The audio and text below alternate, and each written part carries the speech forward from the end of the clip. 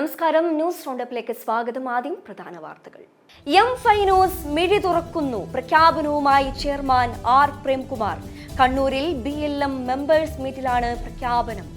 കനത്ത മഴയിലും ഉയർന്ന പോളിംഗ്. നിലമ്പൂരിൽ മഴയെ വകവയ്ക്കാതെ വോട്ടർമാർ. സർക്കാരിനെതിരായ വിധിയെഴുത്തെന്ന് കോൺഗ്രസ്, പൂർണ്ണ ആത്മവിശ്വാസമെന്ന് LDF.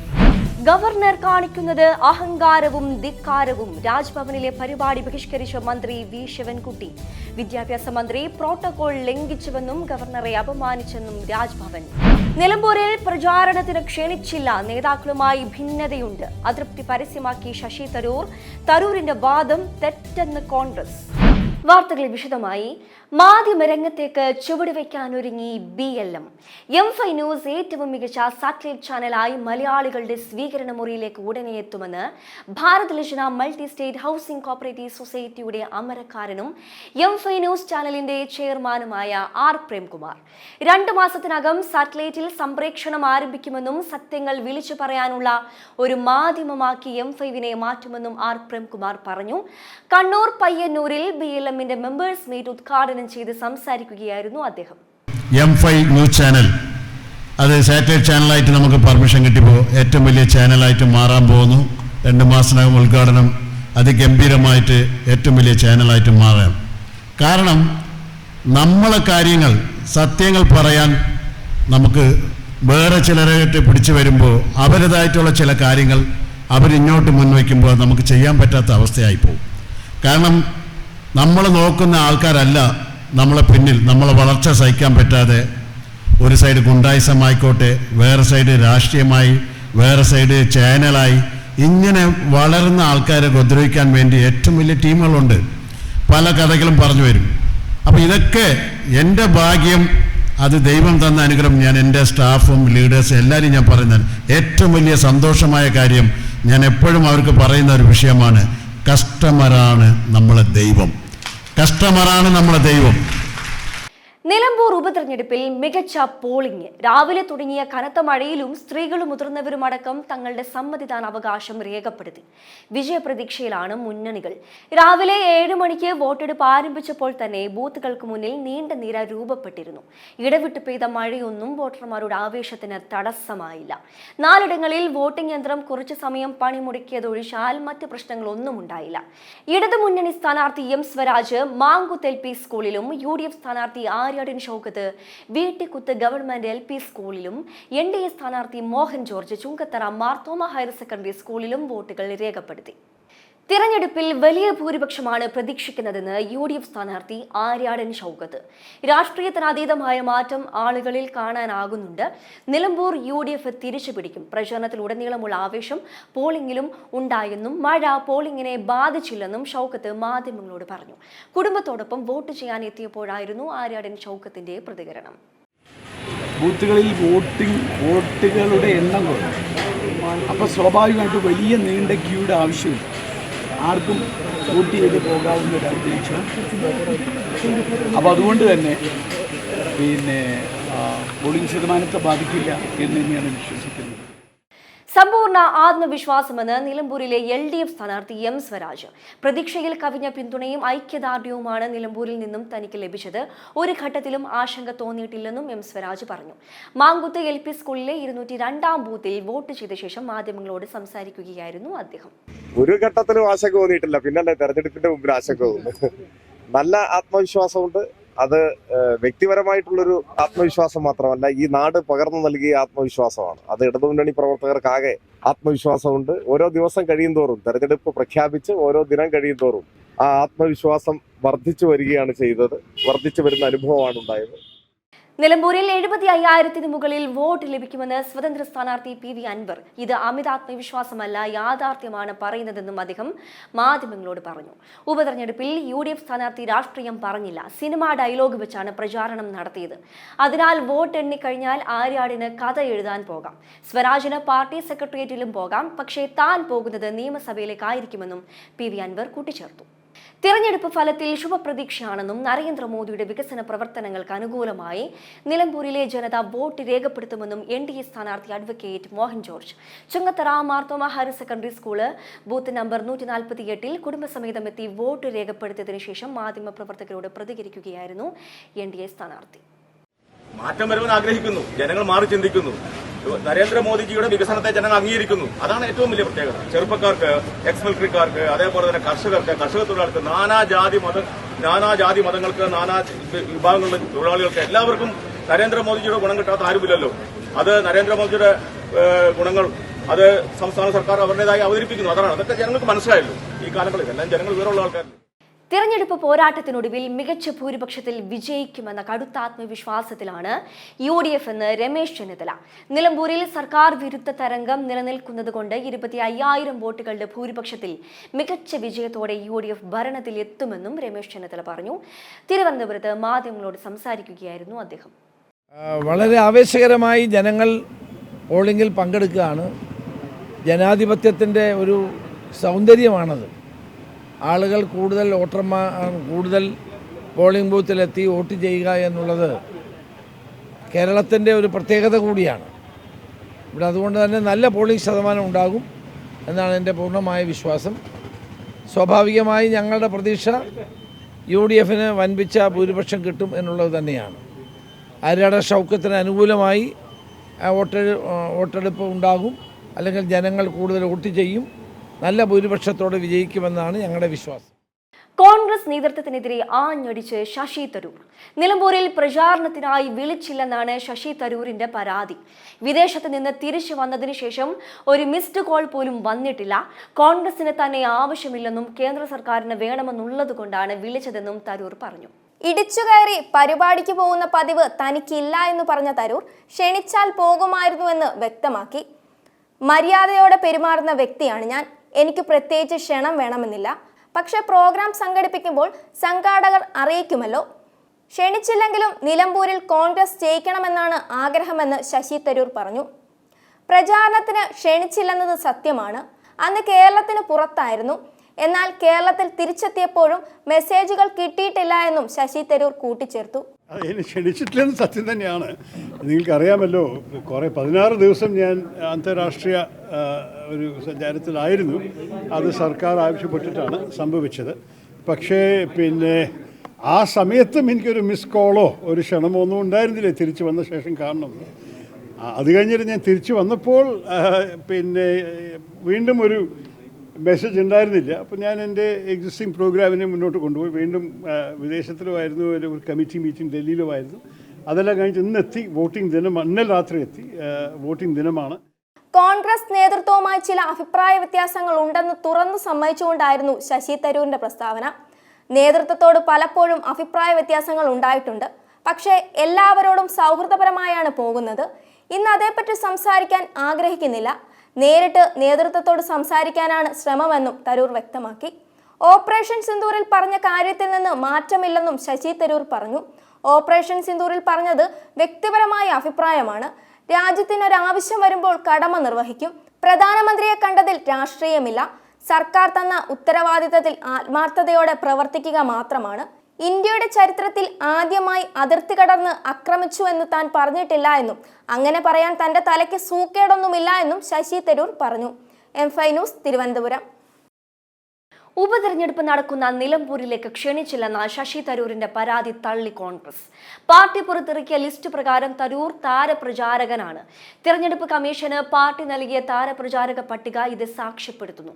ജൂൺ 2-ന് തിരഞ്ഞെടുപ്പ് കമ്മീഷന് പാർട്ടി നൽകിയ 40 പേരുടെ താരപ്രചാരക പട്ടികയിൽ 8-ാമനാണ് ശശി തരൂർ.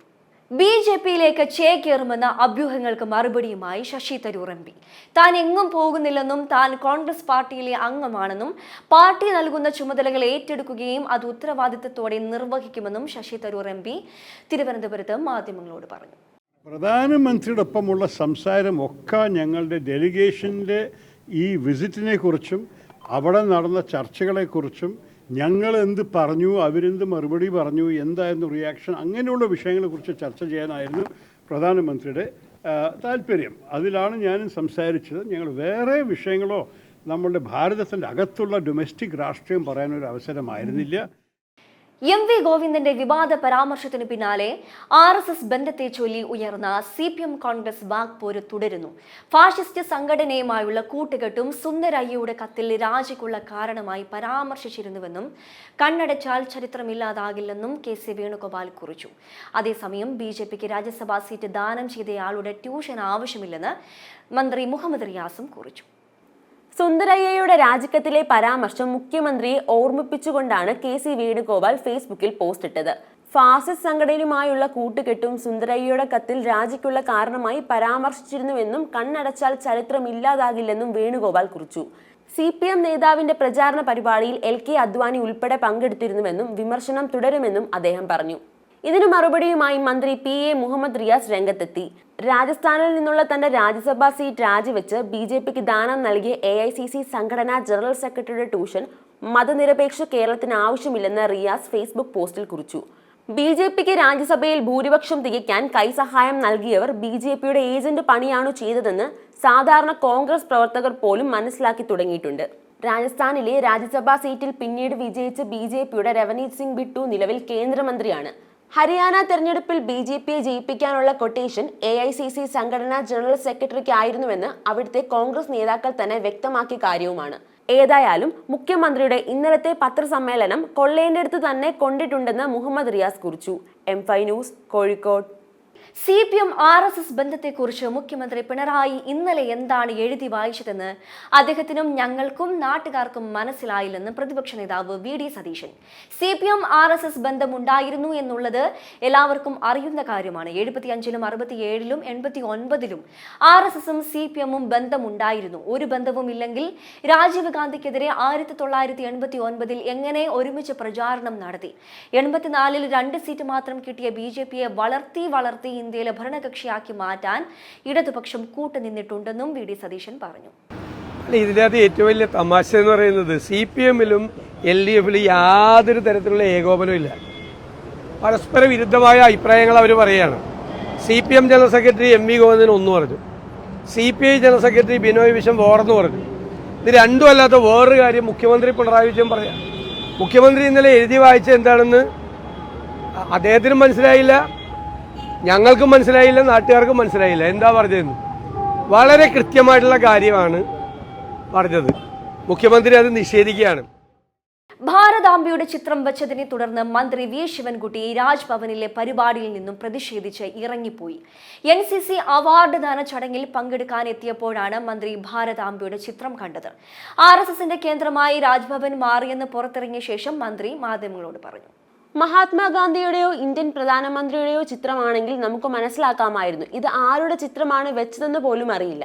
അംഗീകരിക്കാൻ പറ്റാത്ത ചടങ്ങായതിനാൽ ബഹിഷ്കരിക്കുകയാണെന്ന് പറഞ്ഞാണ് പരിപാടിയിൽ നിന്ന് ഇറങ്ങിപ്പോന്നത്. എന്നോട് ആലോചിക്കാതെയാണ് പരിപാടി നിശ്ചയിച്ചത്, മന്ത്രി പറഞ്ഞു. ഭാരതാംബയുടെ ചിത്രത്തിന്റെ മുന്നിലാണ് നിലവിളക്ക് കത്തിച്ചത്. ഞാൻ എത്തുന്നതിന് മുമ്പാണ് ചിത്രത്തിൽ പുഷ്പാർച്ചന നടത്തിയതും വിളക്ക് കൊളുത്തിയതും. രാജ്ഭവനാണിത്. സർക്കാരുമായി സഹകരിച്ച് നടത്തുന്ന പരിപാടിയിൽ ഈ ചിത്രത്തിന് മുന്നിൽ വിളക്ക് കൊളുത്തുന്നത് അംഗീകരിക്കാനാവില്ലെന്നും പ്രതിഷേധിക്കുമെന്നും ഗവർണറെ അറിയിച്ചെന്നും മന്ത്രി പറഞ്ഞു.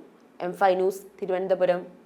രാജ്ഭവനിലെ ഭാരതാംബയുടെ ചിത്രം വെച്ച ചടങ്ങിൽ നിന്ന് പ്രതിഷേധിച്ചിറങ്ങിപ്പോയ മന്ത്രി V. ശിവൻകുട്ടിക്കെതിരെ രാജ്ഭവൻ. മന്ത്രി പ്രോട്ടോകോൾ ലംഘനം നടത്തിയെന്നും ഗവർണറെ അപമാനിച്ചുവെന്നും രാജ്ഭവൻ അറിയിച്ചു. ഭരണഘടന അനുസരിച്ച് സത്യപ്രതിജ്ഞ ചെയ്ത മന്ത്രി ഗവർണറെയും ഓഫീസിനെയും അപമാനിച്ചുവെന്നും ശിവൻകുട്ടി തെറ്റായ മാതൃക സൃഷ്ടിച്ചുവെന്നും രാജ്ഭവൻ പ്രസ്താവനയിൽ പറഞ്ഞു. രാജ്ഭവന്റെ അതൃപ്തി മുഖ്യമന്ത്രിയെ അറിയിച്ചേക്കും. മുഖ്യമന്ത്രിക്ക് കത്തയക്കുമെന്നാണ് സൂചന. രാജ്ഭവനിൽ ഭാരതാംബയുടെ ചിത്രം വെച്ചതിൽ പ്രതിഷേധിച്ച് സ്കൗട്ട് ആൻഡ് ഗൈഡ്സ് പരിപാടിയിൽ നിന്നും മന്ത്രി V. ശിവൻകുട്ടി ഇറങ്ങിപ്പോയ സംഭവത്തിൽ പ്രതികരിച്ച് BJP നേതാവ് കുമ്മനം രാജശേഖരൻ. രാജ്ഭവനിൽ ഉണ്ടായ സംഭവം ലജ്ജാകരമെന്ന് കുമ്മനം രാജശേഖരൻ പറഞ്ഞു. ഒരു മന്ത്രി ഒരിക്കലും ചെയ്യാൻ പാടില്ലാത്ത നിന്ദയാണ് മന്ത്രി ശിവൻകുട്ടി ചെയ്തതെന്നും കുമ്മനം രാജശേഖരൻ കൂട്ടിച്ചേർത്തു. അഹമ്മദാബാദിൽ അപകടത്തിൽപ്പെട്ട എയർ ഇന്ത്യ ഡ്രീം ലൈനർ വിമാനത്തിന്റെ ബ്ലാക്ക് ബോക്സിന് തകരാറുണ്ടായെന്ന് റിപ്പോർട്ട്. ഡിജിറ്റൽ ഫ്ലൈറ്റ് ഡാറ്റ റെക്കോർഡറിനാണ് കേടുപാട് പറ്റിയത്. തകരാറ് സംഭവിച്ച സാഹചര്യത്തിൽ തദ്ദേശീയ സംവിധാനങ്ങൾ വഴി ഡാറ്റ വീണ്ടെടുക്കാൻ ബുദ്ധിമുട്ടായേക്കും. ഈ സാഹചര്യത്തിൽ വിവരങ്ങൾ വീണ്ടെടുക്കാനും കൂടുതൽ പരിശോധനയ്ക്കും വേണ്ടി ബ്ലാക്ക് ബോക്സ് വിദേശത്തേക്ക് അയച്ചേക്കും. അങ്ങനെയെങ്കിൽ ബ്ലാക്ക് ബോക്സ് അമേരിക്കയിലേക്ക് അയക്കാനാണ് സാധ്യത. ഇക്കാര്യത്തിൽ സർക്കാർ ഉടൻ അന്തിമ തീരുമാനം എടുത്തേക്കും. 2 ഉപകരണങ്ങൾ ചേർന്നതാണ് ബ്ലാക്ക് ബോക്സ്.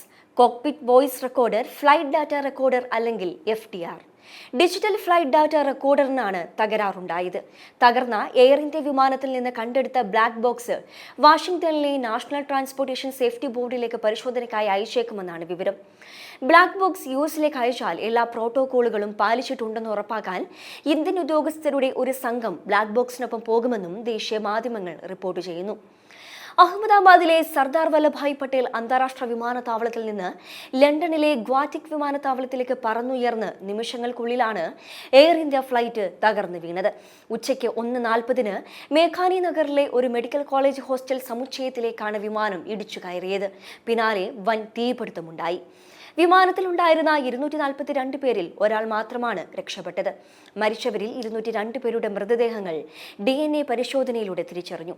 ഇതുവരെ 158 മൃതദേഹങ്ങളാണ് കുടുംബങ്ങൾക്ക് കൈമാറിയത്. തകർന്ന് 28 മണിക്കൂറിന് ശേഷമാണ് വിമാനത്തിന്റെ ബ്ലാക്ക് ബോക്സ് കണ്ടെടുത്തത്. News desk M5 news. കീഴടങ്ങില്ലെന്ന് ഇറാൻ പരമോന്നത നേതാവ് ആയത്തുള്ള അലി ഖമേനി പറഞ്ഞതിന് പിന്നാലെ ആക്രമണം കടുപ്പിച്ച ഇസ്രായേൽ സൈന്യം. ഇറാൻ തലസ്ഥാനമായ ടെഹ്റാനിലാണ് ഇസ്രായേലിന്റെ വ്യോമാക്രമണം. ടെഹ്റാനിലെ തെക്ക് കിഴക്ക് ഭാഗത്തുള്ള പ്രദേശങ്ങളിലാണ് ആക്രമണം നടത്തിയത്. അറാഖ് ആണവ റിയാക്ടറിന് നേരെ ആക്രമണം ഉണ്ടായതിനു പിന്നാലെ ഇസ്രായേലിനും ഇറാന്റെ തിരിച്ചടി. ഇസ്രായേൽ തലസ്ഥാനമായ ടെൽ അവീവിലെ ഹോളനിലാണ് ഇറാന്റെ മിസൈൽ ആക്രമണം. നിരവധി പേർക്ക് പരിക്കേറ്റുവെന്ന് ഇസ്രായേലിലെ അടിയന്തര സർവീസായ മേഘൻ ഡേവിഡ് ആദം അറിയിച്ചു. ഇറാൻ ഇസ്രായേൽ സംഘർഷം രൂക്ഷാവസ്ഥയിൽ തുടരാൻ ആരംഭിച്ചിട്ടിന്നേക്ക് 8 ദിവസമാവുകയാണ്. ഇറാനിലും ഇസ്രായേലിലും ആക്രമണം തുടർന്നുകൊണ്ടിരിക്കുകയാണ്. ടെഹ്റാനിലെ യുറേനിയം സമ്പുഷ്ടീകരണ കേന്ദ്രവും ആഭ്യന്തര സുരക്ഷാസ്ഥാനവും തകർത്തതായി ഇസ്രായേൽ വാദിക്കുന്നു. അതേസമയം ദീർഘദൂര മിസൈലായ സിജിൽ പ്രയോഗിച്ച് ഇസ്രായേലിൽ നാശനഷ്ടമുണ്ടാക്കിയെന്ന് ഇറാനും പറയുന്നു. മധ്യസ്ഥതയ്ക്ക് തയ്യാറെന്ന് റഷ്യൻ പ്രസിഡന്റ് വ്ളാഡിമിർ പുടിൻ അറിയിച്ചു. ഇസ്രായേൽ അന്താരാഷ്ട്ര നിയമങ്ങൾ മാനിക്കണമെന്ന് ബ്രിട്ടനും ഫ്രാൻസും ജർമ്മനിയും ആവശ്യപ്പെട്ടു. അതേസമയം സംഘർഷം അവസാനിപ്പിക്കാൻ അമേരിക്കയുമായി ചർച്ചയ്ക്ക് സമീപിച്ചെന്ന റിപ്പോർട്ട് ഇറാൻ തള്ളി.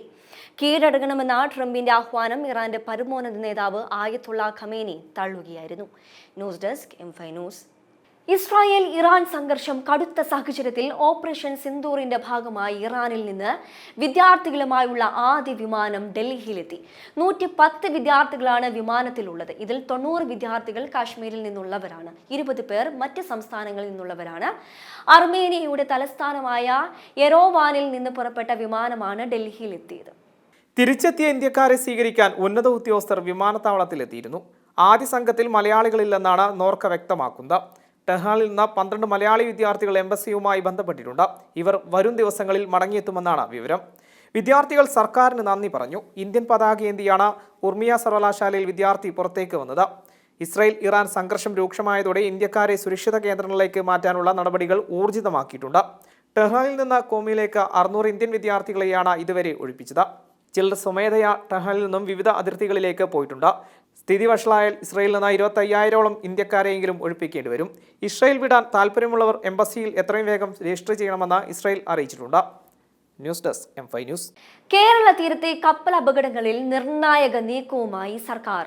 അപകടമുണ്ടായ ജില്ലകളിലെ കളക്ടർമാർ ഹൈക്കോടതിയിൽ അഡ്മിറാലിറ്റി സ്യൂട്ട് നൽകും. കപ്പൽ അപകടങ്ങൾ അന്വേഷിക്കാൻ ഐജിയുടെ നേതൃത്വത്തിൽ പ്രത്യേക സംഘം രൂപീകരിച്ചു. കണ്ടെയ്നറുകൾ തീരത്തടഞ്ഞ ജില്ലകളിലെ കളക്ടർമാരാകും കോടതിയെ സമീപിക്കുക. അപകടമുണ്ടായ ജില്ലകളിലെ കളക്ടർമാർ ഹൈക്കോടതിയിൽ അഡ്മിറാലിറ്റി സ്യൂട്ട് നൽകും. ചീഫ് സെക്രട്ടറി ചർച്ചകൾക്ക് ശേഷം ഇക്കാര്യത്തിൽ അന്തിമ തീരുമാനമുണ്ടാകും. കോസ്റ്റൽ IG അക്ബറിന്റെ നേതൃത്വത്തിലാണ് പ്രത്യേക സംഘം രൂപീകരിച്ചത്. വിവിധ കോസ്റ്റൽ സ്റ്റേഷനുകളിലെ CIമാർ ഉൾപ്പെടുന്നതാണ് സംഘം. കേരള തീരത്തെ 2 അപകടങ്ങളാണ് അടുത്തിടെ തുടരെ സംഭവിച്ചത്. ആദ്യത്തേത് വിഴിഞ്ഞത്ത് നിന്ന് കൊച്ചിയിലേക്ക് പോയ MSC 3 എൽസ എന്ന ചരക്ക് കപ്പൽ ആലപ്പുഴയ്ക്ക് സമീപം ഉൾക്കടലിൽ മുങ്ങി. കഴിഞ്ഞ മാസം മെയ് 24-നായിരുന്നു ഈ കപ്പൽ അപകടം സംഭവിച്ചത്. കപ്പൽ പൂർണ്ണമായി മുങ്ങുകയും 600-ലേറെ കണ്ടെയ്നറുകൾ കടലിലാകുകയും ചെയ്തു.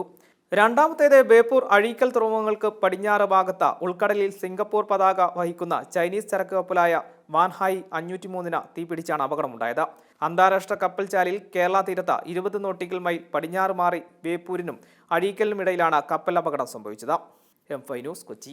വടക്കേ അമേരിക്കയിലെ ദെനാലി പർവ്വതത്തിൽ കുടുങ്ങിയ മലയാളി പർവ്വതാരോഹകൻ സുരക്ഷിതൻ. ഷെയ്ഖ് ഹസൻ ഖാനെയും ഒപ്പമുള്ള തമിഴ്നാട് സ്വദേശിയെയും കണ്ടെത്തി. ഇവരെ സുരക്ഷിതമായി താഴെ എത്തിക്കാനുള്ള ശ്രമം തുടരുകയാണെന്നും അലാസ്ക ഗവർണറുടെ ഓഫീസ് അറിയിച്ചു. ഇതിനിടെ പർവ്വതാരോഹകൻ ഷെയ്ഖ് ഹസൻ ഖാനെ തിരിച്ചെത്തിക്കാൻ ഇടപെടണമെന്ന് ആവശ്യപ്പെട്ട് ഡോക്ടർ ശശി തരൂർ MP വിദേശകാര്യ മന്ത്രിക്ക് കത്തയച്ചു.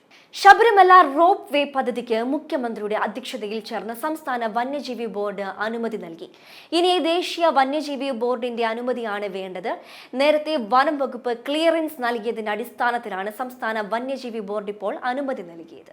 പദ്ധതി നടപ്പിലാക്കുന്നതിനായി 4.5336 ഹെക്ടർ വനഭൂമിക്ക് പകരം റവന്യൂ ഭൂമി സർക്കാർ അനുവദിച്ചിരുന്നു.